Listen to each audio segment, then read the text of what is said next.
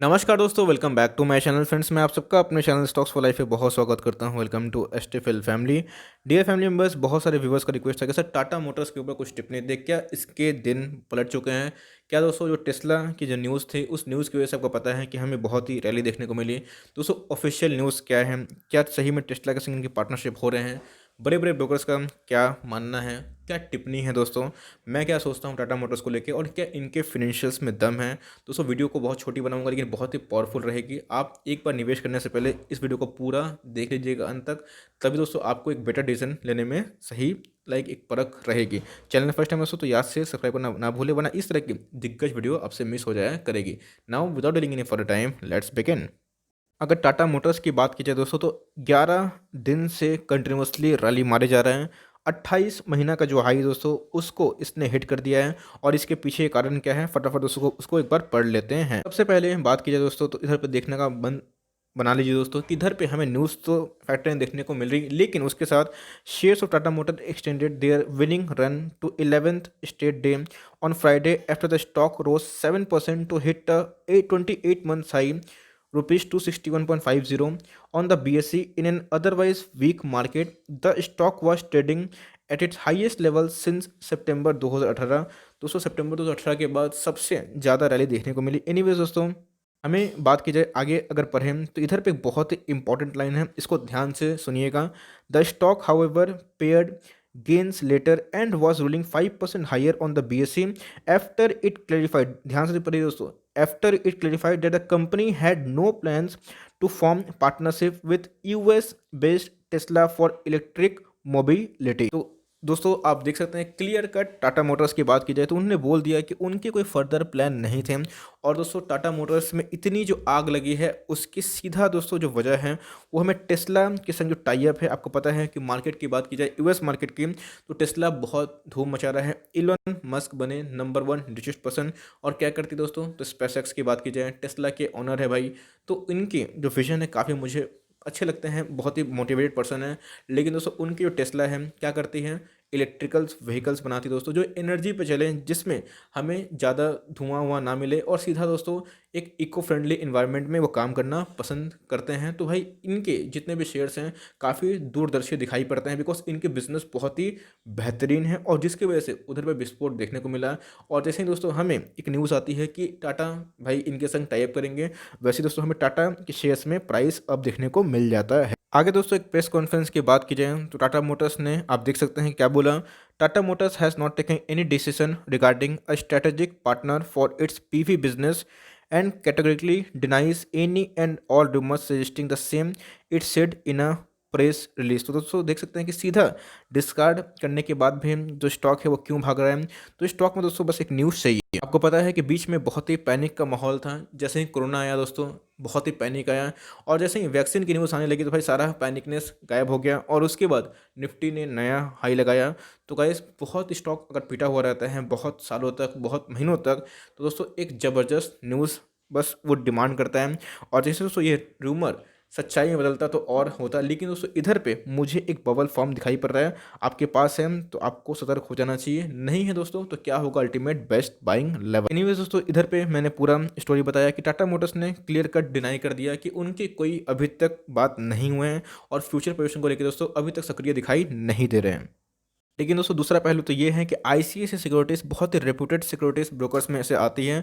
उन्होंने दोस्तों एक्सपेक्ट किया है कि टाटा मोटर्स के जो Q3 के नतीजे आने वाले हैं वो स्टेबल हो सकते हैं। तो दोस्तों इस न्यूज़ भी मुझे लगता है कि फैक्टर इन हो रहे हैं, और एटलीस्ट अगर रिजल्ट अच्छे आते हैं तो एक और रैली मारती है, उसके बाद हो सकता है तो प्रॉफिट बुकिंग देखने को मिले। बिकॉज जीएलआर का जो वॉल्यूम है, जैगवर एंड लैंड रोवर्स बहुत ही दोस्तों लग्जरियस गाड़ी में से एक आती है, रिकवरी हमें देखने को मिली along with the improvement in product mix and market mix continues to be on track. तो दोस्तों हमें एक थोड़े से इंप्रूवमेंट की वजह से इनमें काफ़ी सेल्स में सुधार देखने को मिले हैं, जो कि सही में एक अच्छी बात है। मैं इसको थम्स अप करना चाहता हूं। तो प्रीवियस डे की बात की जाए तो निफ्टी बहुत ही स्ट्रगल करता हुआ दिखाई दे रहा था दोस्तों, लेकिन ये बहुत मस्त था मार्केट पर, टाटा मोटर मस्त। आप देख सकते हैं कि 63 रुपये दोस्तों ये स्टॉक लो बना चुका था, अपना 52 वीक हाई इसने हिट किया प्रीवियस डे की 80,000 करोड़ की दोस्तों मार्केट कैप हो चुकी है, जो पिछले कुछ टाइम में बहुत कम थी। इंडस्ट्री भी कितना का है, 52 का है दोस्तों। और हमें प्राइस टू अर्निंग एकदम मिसिंग दिखाई पड़ रही है, बिकॉज ये बहुत टाइम से दोस्तों एक लॉस मेकिंग कंपनी में है। आपको इस बात को ध्यान देना चाहिए। डिलीवरीज दोस्तों देख सकते हैं कि 10 के नीचे है, इसका मतलब दबा के दोस्तों इसमें सिर्फ ट्रेडिंग हो रही है। और मुझे लगता है कि इसमें डिलीवरीज नहीं होने के कारण दोस्तों, क्योंकि ये ऑल टाइम हाई पे जा चुका है, तो हमें दोस्तों उतना कॉन्फिडेंस डेटा शो नहीं कर रहे हैं कि लोग इसमें डिलीवरीज लेना चाह रहे हैं। हो सकता है डर रहे हैं कहीं मार्केट अगर थोड़ा सा करेक्ट होता है तो इसमें गिरावट देखने को मिले। इसलिए फ्रेंड्स इसमें ट्रेडिंग तो हो रही है, लेकिन मुझे लगता है कि लॉन्ग टर्म डिलीवरीज दिखाई नहीं दे रही है। मार्केट कैप की बात की जाए दोस्तों, तो आपने देखा कि 80,000 करोड़ को देखने को मिल चुकी है। अब थोड़ा सा इसके शेयर होल्डिंग पैटर्न को देखना बनता है। कुछ टाइम से माइनर से स्टेक की बात की जाए तो प्रोमोटर्स ने बढ़ाया है, ये कॉन्फिडेंस को बूस्ट करता है।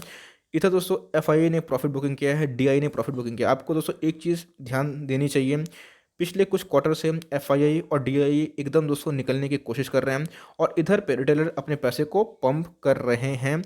प्लेज की दोस्तों समस्या है, जी हाँ दोस्तों 3.5% की समस्या है, लेकिन पहले से प्लेज कम हुआ है, जो इसको उतना डेंजरस नहीं बनाता है। 4-5% ठीक ठाक है। लेकिन इधर पे एक बात देखिएगा, इंश्योरेंस कंपनी ने अपने स्टेक को कांस्टेंट रखा है, और जो पिछले माइनर से ही प्रॉफिट बुकिंग किया है, जो कि 7% की अप्रॉक्स दिखाई दे रही है। कंपनी के पास क्या रिजर्व और सरप्लस है? ऑफ कोर्स है, जी हाँ दोस्तों एकदम बिल्कुल है, और बहुत ही अच्छा रिजर्व और सरप्लस है। अगर आप मार्केट कैप से कंपेयर करें तो ये 61,000 करोड़ का रिजर्व और सरप्लस बहुत ही अच्छा होता है, और जो कि ईयर ऑन ईयर हमें राइस ही देखने को मिला है।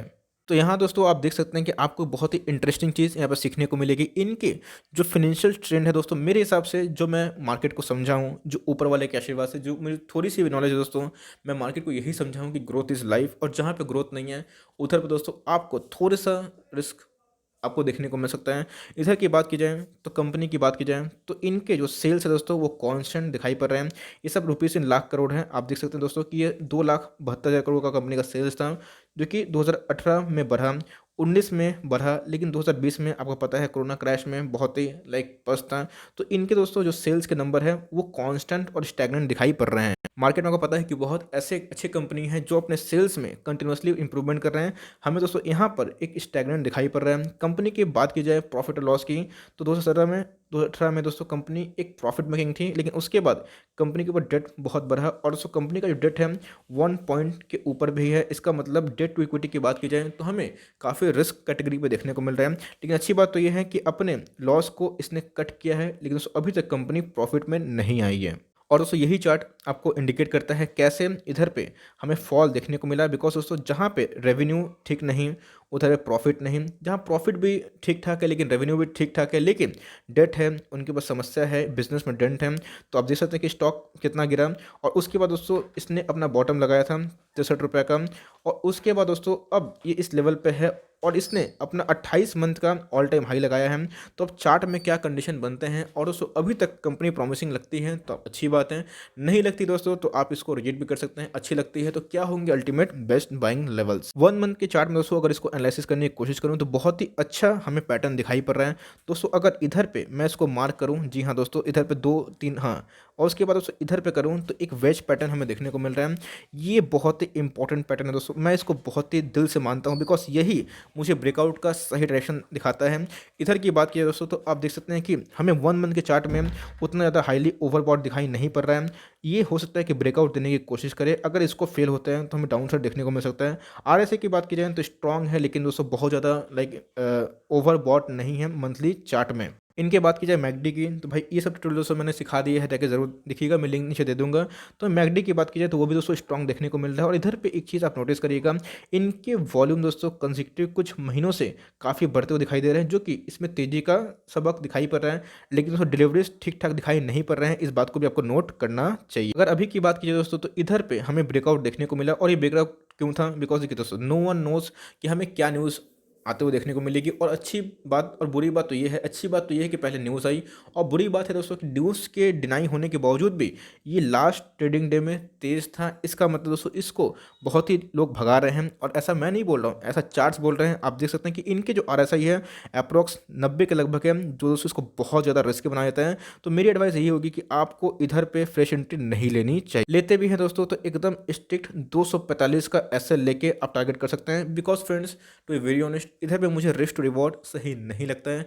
आपको निवेश करना हुआ, एक डिप आता है 235 के नीचे, इवन दोस्तों कभी मेरी बात की जाए तो मेरे पास तो ये स्टॉक नहीं है, और मैं कुछ दोस्तों मेरे इंटेंशन में नहीं है कि ऐसे स्टॉक पे निवेश किया जाए, बिकॉज ऐसे स्टॉक आपने देखा कि बहुत न्यूज़ बेस होते हैं। आपके पास है तो अपना प्रॉपर दोस्तों 245 का एसएल लाया काम करेगा। एसएल क्या होता है, आपने देखा कि जेएमएम फॉडल में क्या देखने को मिला, आपने देखा कि आरती ड्रग्स में क्या देखने को मिला। तो जो न्यूज़ बेस वाले स्टॉक होते हैं काफ़ी खतरनाक होते हैं। यस, कंपनी प्रोग्रेसिव है, ठीक कर रहे हैं, लेकिन दोस्तों मेरे हिसाब से आपके पास मार्केट में बहुत अदर ऑप्शंस हैं जहां पे आप अच्छा खासा मुनाफा कमा सकते हैं। फिर भी आपको निवेश करना है तो एटलीस्ट दोस्तों मेरे हिसाब से आपको जो इधर का जो भाव है दोस्तों, जो पिछले कुछ कैंडल की बात की जाए, ये जो लेवल निकल के आ रहा है 235 के लगभग, 235 के नीचे, वो दोस्तों आपको एंट्री पॉइंट हो सकते हैं। लेकिन एक कंडीशन, मैं कोई बाइंग रिकमेंडेशन नहीं दे रहा, बिकॉज मैं खुद ही बाइंग नहीं कर रहा।